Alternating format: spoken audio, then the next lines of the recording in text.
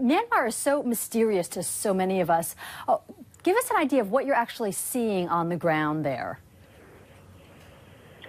Well, Pauline, it was very interesting to speak to people to see what they actually thought of these potential changes or the reforms that everyone across the world is talking about. Many people on the streets are just trying to get by. Many people in the market that we spoke to are just working hard and didn't even know that Hillary Clinton was going to be coming to the country. They didn't know what sort of changes were actually happening in their country. It was interesting to note that no one was actually openly critical of the government on camera.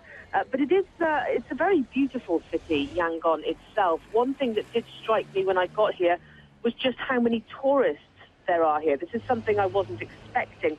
And certainly we understand that with the floods in Thailand at the moment, some people decided to change holidays and go a little further afield. So we are seeing more tourists coming into this country. A lot of businessmen as well are in this country, we understand, obviously with the potential for this country to be opening up to the outside world. There are many business opportunities. You have to remember this country is very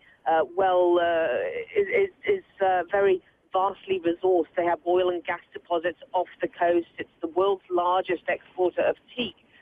So it's not surprising to have so many interests in this country if, in fact, the reforms are going to lead to something. Pauline? Of course, and China, Thailand, India, lots of countries in the region are very interested in the natural resources that Myanmar has. We've been talking about these reforms over the past couple of months. Myanmar has been so isolated for so many decades. Why has the government decided to open up now?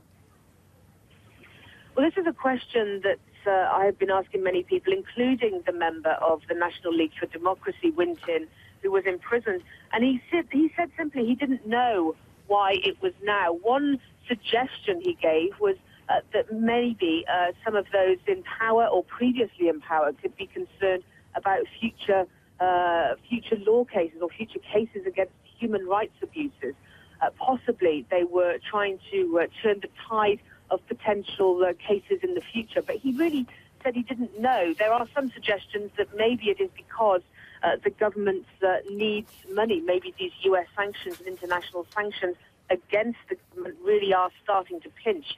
But the fact is those are more likely to be hurting the middle class and even those in the lower class than the people in the governing leadership. At this point, you have a number of different exchange rates. You have the official exchange rate in this country, which is something like 7 kyat to the US dollar. Now, that's a that's an estimate at this point. But then you have the unofficial exchange rates, which are about 100 times that level.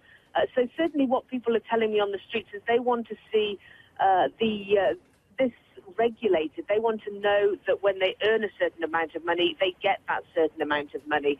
And so certainly that's one of the things that needs to change. The banking system needs to be regulated before you can see any serious money coming into this country.